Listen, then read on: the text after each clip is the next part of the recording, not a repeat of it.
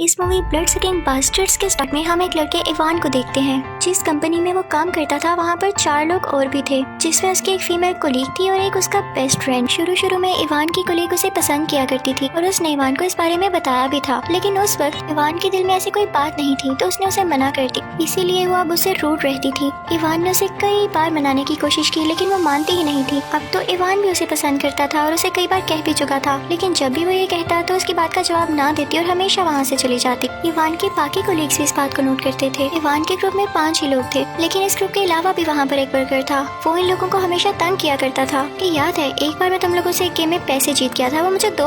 असल में इवान के बेस्ट फ्रेंड के अलावा जो 2 कोलीग्स थे उन्होंने इसके पैसे देने थे, लेकिन वो बहुत लेजी थे और आज तक उसके पैसे अपने पास रख के बैठे हुए थे। तभी उनमें से एक कोलीग बाहर रिसेप्शन पर जाता है और रिसेप्शनिस्ट से मीठी मीठी बातें करने लगता है। वो चाहता था कि मुझसे दोस्ती कर ले, लेकिन वो उसे अच्छा नहीं समझती थी क्योंकि वो बहुत बड़ा फ्लर्टी इंसान था। तभी वहाँ पर इवान आ जाता है तो रिसेप्शनिस्ट का सारा ध्यान इवान की तरफ लग जाता है और यहाँ पर हमें फील होता है कि वो इवान को पसंद करती थी, लेकिन इवान उसकी तरफ देखता भी नहीं था क्योंकि वो अपनी कोलीग को जो पसंद करता था। अब उस कंपनी का बॉस वहाँ पर आता है और वो इवान से कहता है कि तुम जानते हो ना मैं अपनी कंपनी के लिए आज मैनेजर अनाउंस करूंगा। तो इवान कहता है कि जी मैं जानता हूँ। इवान बहुत एक्साइटेड था क्योंकि उसे लग रहा था कि वो ही मैनेजर बनेगा, क्योंकि वो बहुत पुराना भी था और बहुत ज्यादा हार्ड वर्किंग भी। वो तो यही चाहता था कि वो मैनेजर बने क्योंकि उसे कंपनी को अच्छे से चलाना भी आता था। अब वो सब लोग इकट्ठे होते हैं और बॉस का इंतजार करने लगते हैं कि कब वो मैनेजर का अनाउंस करे। इवान काफी खुश होता है और अब बॉस मैनेजर अनाउंस कर देता है, लेकिन उसका नाम सुनते ही इवान बौखला जाता है। उसे यकीन नहीं आता क्योंकि बॉस ने उसे मैनेजर नहीं बनाया बल्कि उसकी जगह एक नए वर्कर को मैनेजर बना दिया जिसका नाम मैक्स था। इवान मैक्स को अपने कॉलेज के दिनों से जानता था, वो उसे बिल्कुल पसंद नहीं करता था और अब तो ये हो गया, अब तो इन दोनों में क्लैश जरूर आएगा। इनफैक्ट जब इवान कॉलेज में था तो उसकी गर्लफ्रेंड ने मैक्स के साथ मिलकर उसे चीट किया और इस बात की वजह से मैक्स को कॉलेज से इंसल्ट करके निकाल दिया गया। इवान के दिल में बस यही बात थी कि इतने बुरे आदमी को क्यों मैनेजर बना दिया। दूसरी तरफ मैक्स तो हवाओं में था, उसे बहुत खुशी थी मैनेजर बनने की। वो सबसे मीठी मीठी बातें करने लगता है और कहता है कि मैं आपके लिए अच्छा मैनेजर साबित होऊंगा। वो सब लोगों के दिल में घर बना लेता है पहले दिन ही। इवान को इस बात का बहुत गुस्सा था और वो बेचारा गुस्सा करता भी क्यों ना। वो बॉस के पास जाता है और कहता है कि आपने सही फैसला नहीं लिया, आपने क्यों किया ऐसे। तो बॉस कहता है कि देखो इवान मैं जानता हूँ तुम कितने हार्ड वर्किंग हो और मेरे पास कितने अरसे से काम कर रहे हो, लेकिन देखो मुझे कैपेबिलिटी भी तो देखनी है ना। वो बेशक नया है लेकिन वो जानता है कि कंपनी को कैसे चलाना है। बॉस कहता है कि बस तुम अपने काम पे ध्यान दो।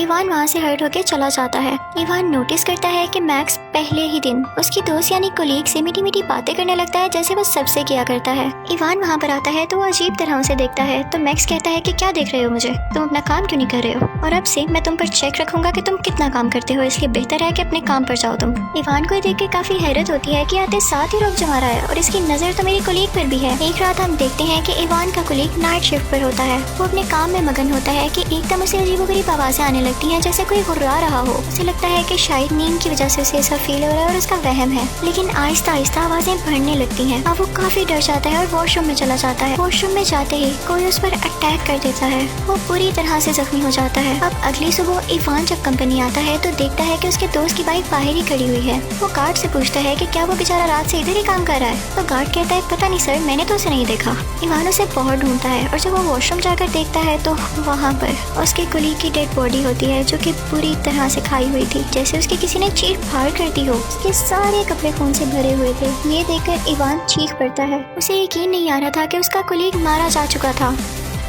वो भागता भागता अपने बॉस के पास जाता है और कहता है कि देखें ये क्या हो गया है। सब लोग इकट्ठे हो जाते हैं और इवान के साथ वहाँ पर जाते हैं, लेकिन वो लोग देखते हैं कि वॉशरूम में किसी की डेड बॉडी है ही नहीं। इवान सर पकड़ कर रह जाता है तो उसका बॉस उसे कहता है कि वजह और कोई नहीं, तुम्हारा दिमाग इस वक्त कहीं और लगा हुआ है कि तुम्हें मैनेजर क्यों नहीं बनाया, इसलिए तुम्हें अजीब अजीब ख्यालात आ रहे हैं। मैक्स कहता है कि सब छोड़ो, हम खुद देख लेंगे कि तुम्हारा कोलीग आज क्यों नहीं आया, तुम बस अपने काम पर ध्यान दो। वो उसे पागल कहते हुए वहाँ से चले जाते हैं। इवान शॉक रह जाता है और वॉशरूम में ही खड़ा होता है। गार्ड जब जमीन पर देखता है तो वो बताता है कि देखें यहाँ पर अभी भी खून है, आप सच कह रहे थे, ऐसे लग रहा है जैसे किसी ने उसकी बॉडी गायब कर दी है। अब हम देखते हैं कि इवान का बेस्ट फ्रेंड और उसका कोलीग आपस में गेम्स खेल रहे होते हैं। तभी वहाँ पर फिर से वही वर्कर आता है जो कि उनसे पैसे मांगता था। वो कहता है कि मेरे पैसे लौटा दो। अब उनकी ये बातें मैक्स यानी मैनेजर सुन लेता है। वो उस वर्कर को अपने ऑफिस में बुलाता है कि बोलो क्या बात है। इसके बाद हम नहीं देखते कि उनमें क्या बात हुई। उसी दौरान इवान भी अपनी फीमेल कोलीग से कह रहा होता है कि क्या तुम भी मेरी बात पर यकीन नहीं करोगी। तो वो कहती है तुम यकीन के काबिल हो। इवान इवान वहाँ से भी हर्ट होकर बाहर आ जाता है।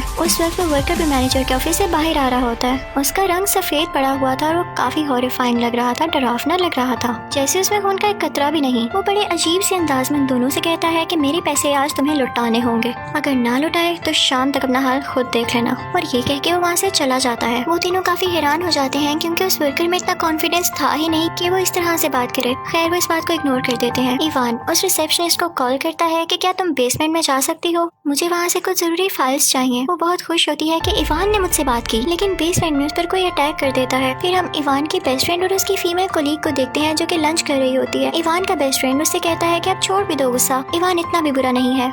तो वो कहती है मुझे इससे कोई फर्क नहीं पड़ता कि वो अच्छा है या बुरा, मैं बस इतना जानती हूँ कि वो पागल है और स्टूपिड है। पीछे से इवान भी आ जाता है और ये सब सुन लेता है। उसे देख के उसकी फीमेल कोलीग वहाँ से चली जाती है। वो वहाँ से गुस्से से निकल जाती है और जाते हुए से वो रिसेप्शनिस्ट नजर आती है। उसका रंग भी अब काफी सफेद हो चुका था, लेकिन उसने लिपस्टिक लगाकर खुद को कवर करने की कोशिश की थी। वो अजीबोगरीब हरकतें करने लगती है, लेकिन वो फीमेल कोलीग उसे इग्नोर करते हुए वहाँ से निकल आती है। दूसरी तरफ हम इवान और उसकी बेस्ट फ्रेंड को बातें करते हुए पाते हैं। वहाँ पर वो वर्कर भी आ जाता है जिसके इन्होंने पैसे देने थे, यानी इवान के दोनों कोलीग्स ने। वो उसके साथ बोर्ड पर जोर से एक चाकू मारता है और कहता है कि देख लो टाइम निकला जा रहा है। इवान का बेस्ट फ्रेंड काफी डर जाता है कि कहीं ये मुझे मार ही ना डाले। वो इवान से कहता है कि फिलहाल अभी के लिए तुम इसे $20 दे दो, मैं तुम्हें बाद में लौटा दूंगा प्लीज।